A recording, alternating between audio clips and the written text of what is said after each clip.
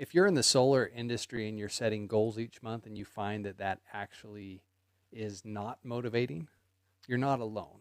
And what I've found is that sales goals in solar are typically dimming your potential in the solar industry. I know that sounds counterintuitive, right? But the truth is, traditional sales goals can make you miss the bigger picture in solar. And there's a way more powerful way to set goals that'll help you shine. I'm going to talk to you about 5 ways you can change the way you look at goal setting. Number 4 is probably my favorite. So there's what I have found of my time doing solar that consistently happens is guys set these big, huge goals. They go out, they work really hard, they're working hard, they're moving towards it, their pipeline's getting full, they're setting a ton of appointments, they start closing deals. Depending on the company you're at, you might even have to do some pipeline and project management of that deal. You start closing more, even if you have a good month. A lot of times it's called the solar coaster because the next month you've worked really hard. You either take your foot off the gas or you've got so much work left over from the previous month. Your prospecting dips, your sales drop the next month, and then you find, hey, I'm working super hard again to make up for this last month. And it happens over and over and over again. And so often I've found the problem is in setting that goal. And so there's 5 things I found that can really help you in solar that when you prioritize this as part of your goal setting.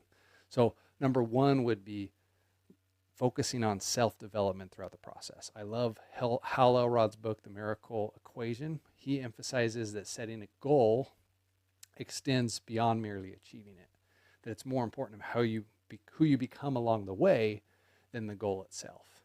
And I would take that one step further. And so if you set a goal and you want to do 10 a month, or you want to do 10 a month consistently, you have to ask yourself, hey, who would I have to be to do this? And start being that person today. Think of the person who would do 10 a month, what they would do on a daily basis, and be that person. Who would they be? They would be someone consistent. They would be someone hardworking. They would be someone who, doesn't quit when things get tough or when things don't go their way, right? And so if you can focus on who you're becoming as part of the goal and focus on some self-development, that can often create greater success. Number 2 I found is just consistency in general. I love the book Fanatical Prospecting. Jeb Blount says that people who prospect at the same time every day are typically more successful than those who don't. Think about it. Does your schedule change? Does your prospecting change based on the number of appointments you have on your schedule each week? Those who do the best treat their prospecting time, whether that's door knocking, on the phones, whatever their lead generation process is, they know that that has to be dialed in, and you can't replace it or skip it.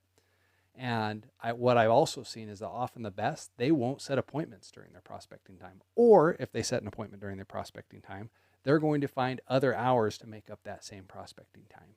And so just by having consistent time to go out and know a schedule can be so huge. Another thing I found, number 3, would be the behavior and the culture of your organization. I love Bill Walsh's book, The Score Takes Care of Itself.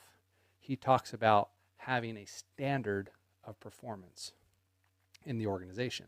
And everybody knew what that standard was. Do you know what your standard for success is on your team? Do you know what your standard for success is in your own life? Do you have a standard that you live by that you can define as successful? What if the standard isn't the outcome every month, but the inputs you're putting in, the processes, the routine? That's the standard. Make that clear in your organization, make that clear for yourself, create a culture around your standard, and you'll find more success. Number 4, and this might actually be my favorite, is just the importance in general of having a routine for mental clarity. Too often when you don't have a strong routine in sales, especially in solar, you're going to find that things go wrong. You have an appointment with someone that seems like a layup and they don't qualify credit-wise. You have a roof that gets DQ'd. You have, a job that takes way longer than normal because of a permitting issue and the customer cancels. Look, there's things that happen outside of your control. And when you have a routine and you focus on that routine, a lot of the unpredictability in sales and in solar goes away. Like you can know, hey, this routine is what I can stick to. It can help you manage the complexities, and it prepares you to handle the unpredictability. Tim Grover talks a lot about this concept in the book Winning. Totally recommend reading that book if you want to be one at the top. Number 5 is breaking things down into daily actions to have bigger outcomes. The great thing about solar and the great thing about sales is you can typically take the numbers and work backwards to figure out what you need to do on a daily basis, right? So you probably know, hey, to get this many installs a month, I need to sell this many jobs. To sell this many jobs, I need to hold this many appointments. To have this many appointments, I need to schedule this many, because some people aren't going to keep their appointment. To schedule this many appointments, I have to knock this many doors or prospect this many people or make this many phone calls, right? So break the task down till it's so simple and so stupid and so easy that that's all you have to focus on each day. And then just focus on those daily actions. Oftentimes what happens is you start having a good sales month, and say it takes 100 doors to get one deal sold. You get 50 doors and you sell a deal. Now you think, oh, I only need another 100 doors to get the next deal. No, the averages say you need to get 150. You got one a little bit early, right? So don't take your foot off the gas just because you're ahead on your sales. You've got to respect the process and respect the daily actions. So look, if you're tired of setting goals and not achieving them, change your focus. I'm going to repeat those 5 things that can really help you in solar and really help you avoid the solar coaster. Focus on self-development and who you become more than the outcome itself. Focus on consistency, creating daily habits in your life and in your prospecting process. Create a behavior and a culture. Set some type of standard of excellence or a standard of performance that you know you're going to live by. Create routines for mental clarity, and break the big goals down into daily actions, and then don't negotiate the daily actions. I'm Drew, the Everyday Sales Leader.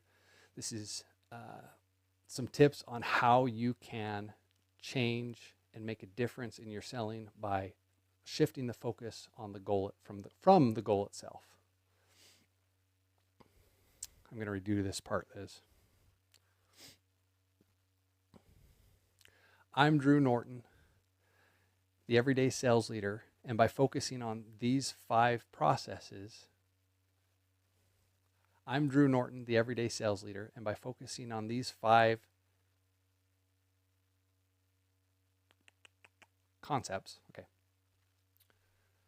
I'm Drew Norton, the Everyday Sales Leader, and by focusing on these 5 concepts, you can get out of the monotony and the fear and the anxiety that's often comes when setting big goals.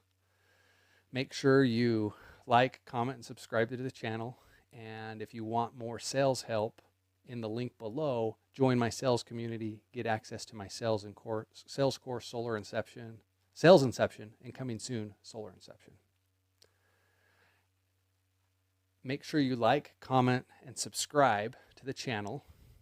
And if you want more help with sales, go down in the link below, access my sales community where you can get access to my course, Sales Inception, and coming soon, my course, Solar Inception.